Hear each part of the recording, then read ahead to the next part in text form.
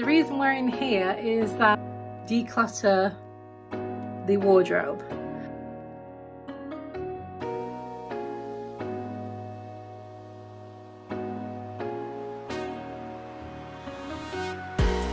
So I started a newsletter. If you haven't seen, you can sign up for it down below if you're interested. I'm giving away the first chapter of my upcoming cozy fantasy novel, The Lunar Quartz Library, in exchange for signing up.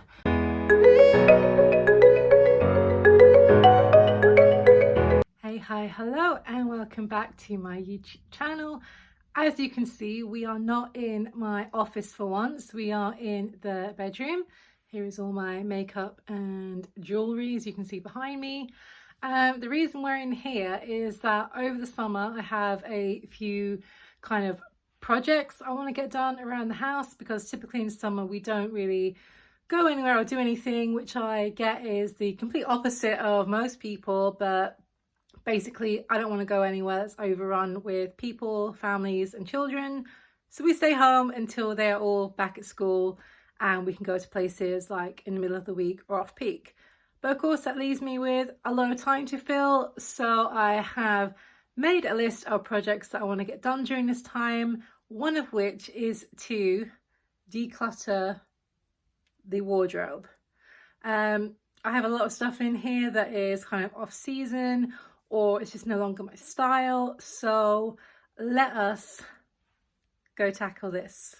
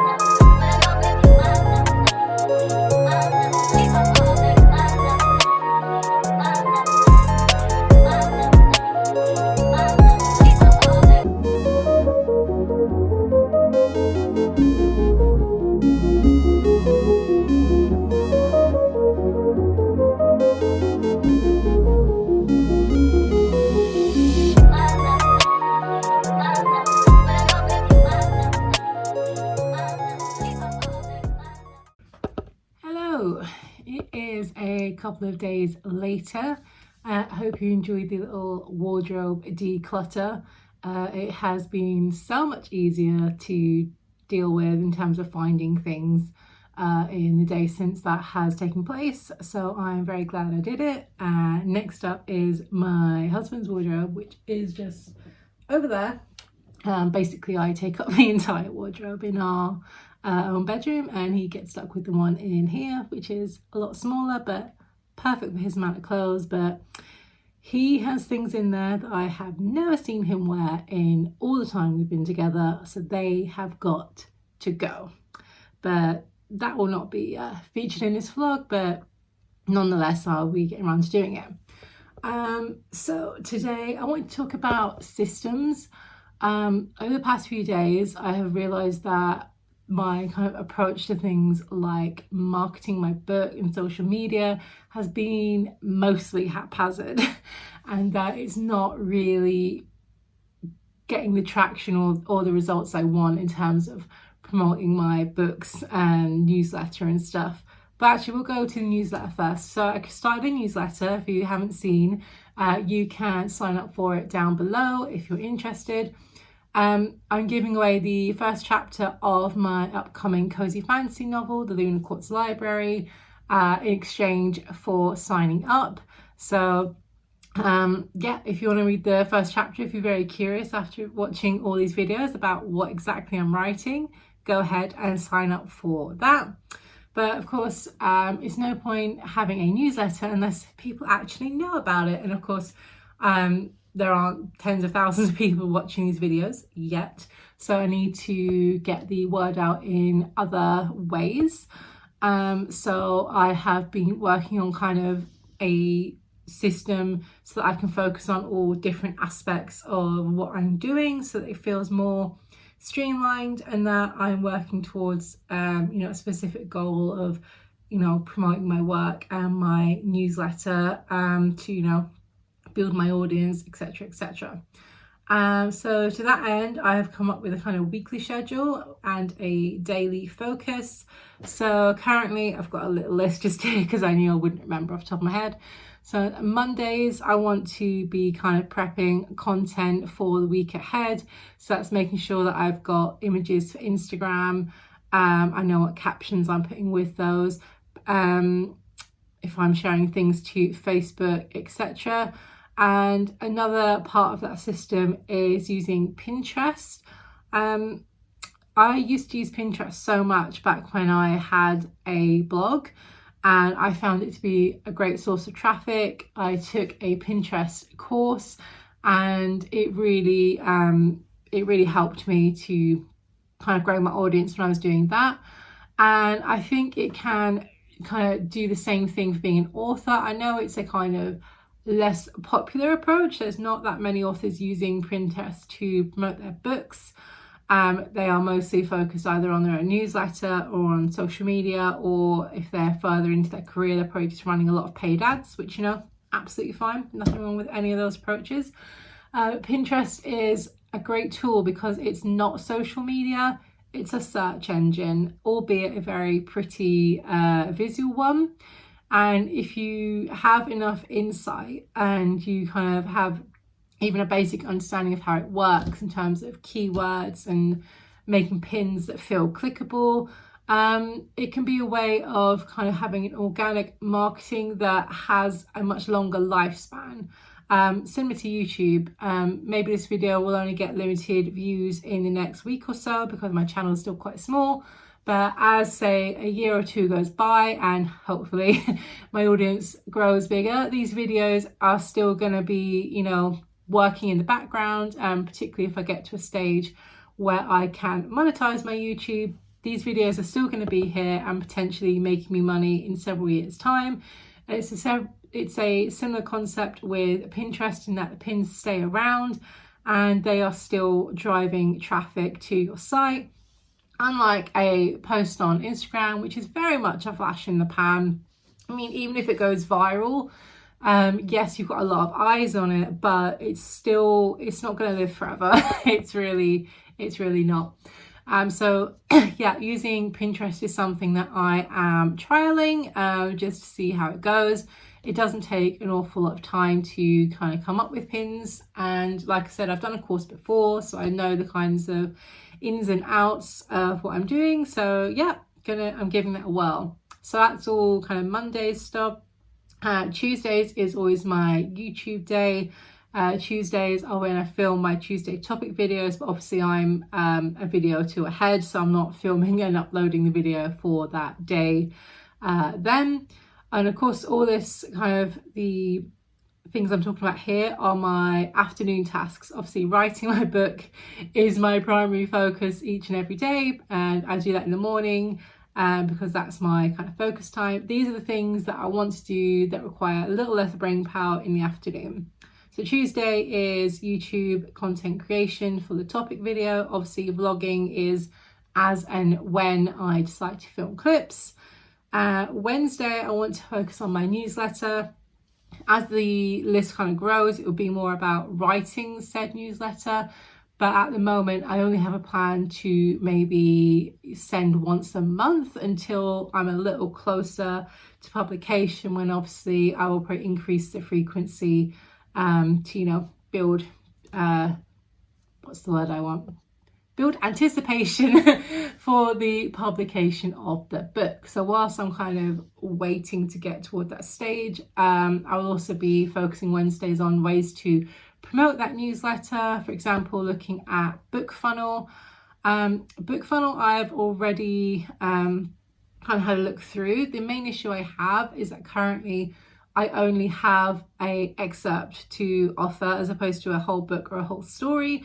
And so the kind of newsletter swap ideas that you can do on there or other opportunities you have with the other BookFunnel authors are a bit limited because most of them want a full and complete story from you that they are willing to kind of promote to their newsletter subscribers. And of course, you do the same for their work.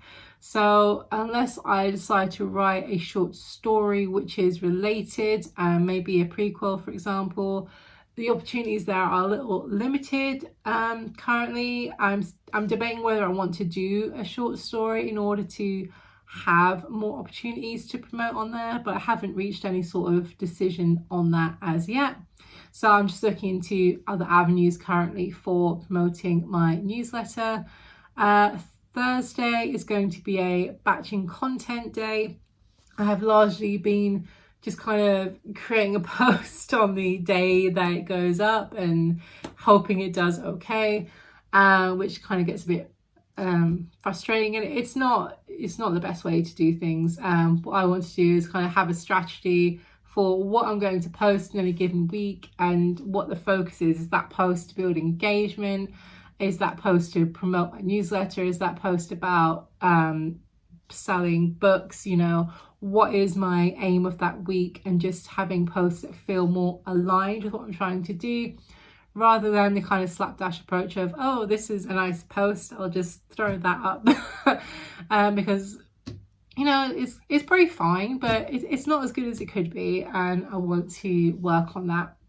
And on Friday, I just want to take some time to review what has worked in the week. So looking at, say, pin analytics and Instagram analytics, and just seeing if anything did better and why that might be, but not getting too bogged down in that. You could spend a long time looking at all these statistics and things. I'm more talking about a kind of brief overview and seeing, oh, is there something or maybe one or two things I could tweak for my content in the kind of following week that would help me to do better, reach more people or have more engagement, etc. So yeah, that is what I have been kind of thinking about and working on for the past few days. I'm looking to kind of implement this next week, because obviously we're kind of halfway through the week here, and it gives me a chance just to sort it all out and have everything ready and good to go. So that's everything on that subject. And of course, copy edits is still where we're at. An update is that I will most definitely be finished with Act 1 by the end of this week. which is exciting because then I get to move on to Act 2, which is obviously the main chunk of the story. The main issues I've been working on in Act 1 was the pacing, and to kind of ramp up the magic a little bit, so that something is happening kind of in every chapter to kind of drive the story forward, just so that you feel compelled to keep reading. So yeah, pacing has been something I've been working on, as well as the actual kind of refining of the text itself and looking at the particular lines, and of course grammar, punctuation, etc. So there's been a little bit of more developmental edits, but also more nitty-gritty line copy edits as well. So it's been a lot, but it's getting there, and I'm really pleased with the progress I'm making, and I can see that already it's becoming a better story. So I am excited to dig into Act 2 next week, and of course I will be sharing that with you as well. I am going to end this vlog here, just so that it's not super long, and I will be starting the next one probably tomorrow or the day after, to actually do some work and typing. But I hope you've enjoyed this vlog. I hope you have enjoyed seeing me do some summer projects. I have some more ideas of things I'll be doing around the house and whatnot to share with you in the next few vlogs, just to kind of break it up a little bit, just solely from me writing and working on my edits. So yeah, if you do like this vlog and you haven't already, I would love for you to hit the subscribe button. If you're already a subscriber, I would love for you to hit like and maybe comment down below about where you are in your story, or if you have any summer projects. Are you doing a declutter? Are you doing something else? Let me know. Thanks so much for watching, and I will see you in the next vlog. Bye.